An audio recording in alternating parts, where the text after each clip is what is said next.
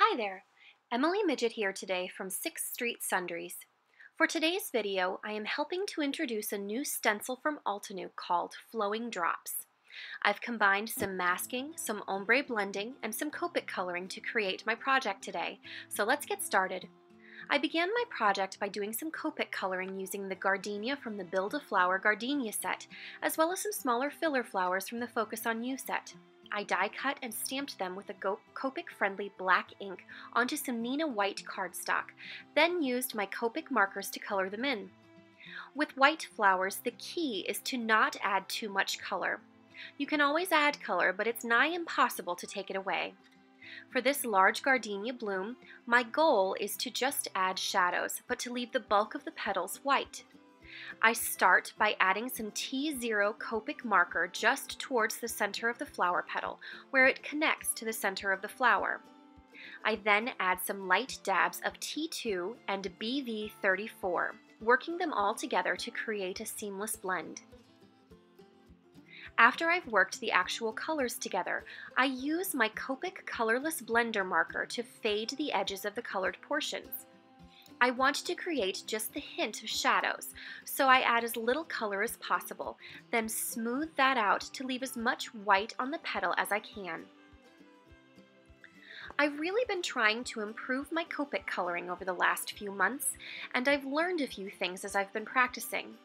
I was lucky enough to attend one of the Daily Marker 30 Days road trip events, and one of my favorite tips from Kathy Rakusin is to go slow and let it flow, meaning just to let the alcohol ink work. Take your time and don't get discouraged and quit.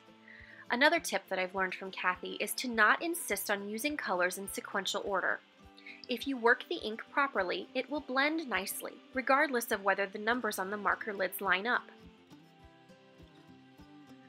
I've chosen to add a touch of purple to my shadows with the BV34 marker because if you look at real-life flowers, there are many different shades in the undertones of a so-called white flower.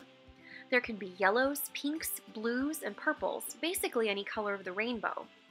I'm not yet brave enough with my coloring to try adding too many shades on my flowers, but I thought that these grayish-purple shadows would work nicely for my gardenia today.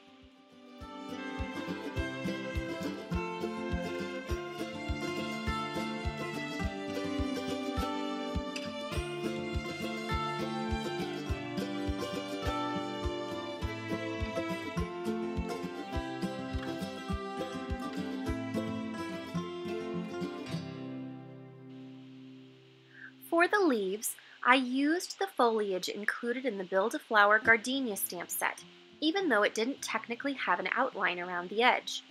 To get around this, I simply colored all the way to the edge of the die cut, rather than to the edge of the line.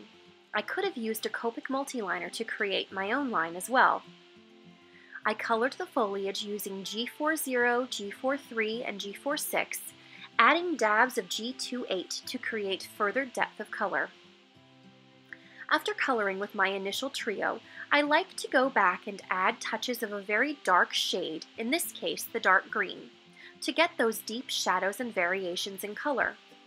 One of my goals when coloring is to get as much contrast between the highlights of my image and the darkest, most shadowed spots.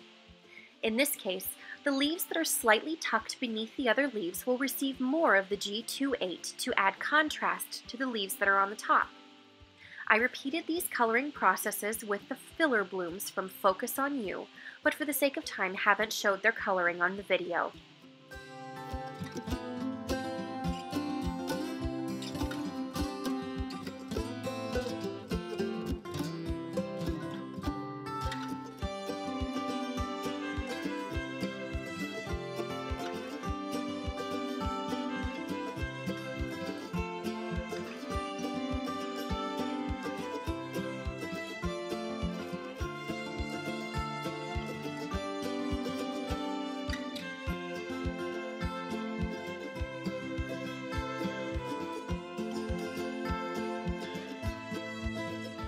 To create the stenciled background, I started by taping an A2 panel of white cardstock to a piece of scrap paper using some painter's tape.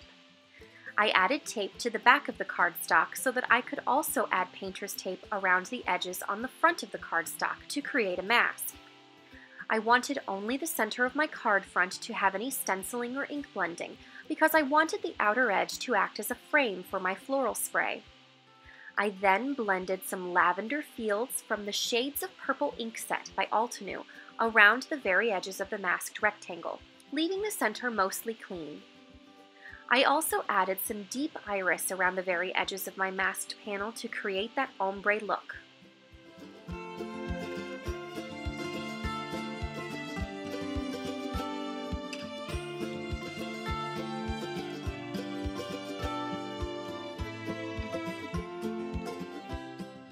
Next, I securely taped my stencil to my scrap paper so that I could be sure that it wouldn't move while I was doing my blending.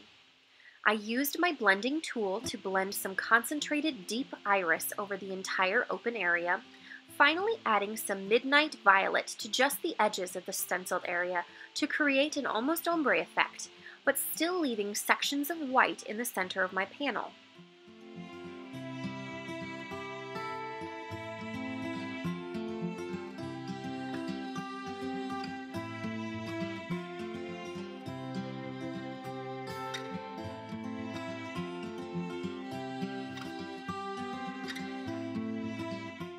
Pulling the stencil and mask off of the blended panel is almost like a magic trick. You get to watch the fun pattern of the stenciled image appear, and then pulling the mask off around the edges creates the beautiful crisp lines of the white frame. I have to be careful not to touch my card front when pulling the mask off because the ink on the tape is still wet and could smudge my project. After I had created my stenciled background, it was time to add my floral swag. I arranged the flowers in the corner of my frame, then, while they were still in the arrangement, used one of my favorite paper crafting tricks. I placed a panel of press and seal over the top of the arrangement, which allowed me to pick it up still in the desired arrangement, and added foam adhesive to the back. This allows me to easily keep my floral shape without having to guess where my individual pieces of foliage will go. I adhered the arrangement on my stenciled frame, then added a sentiment flag with some more foam adhesive, tucking it beneath one of the flowers in my floral spray.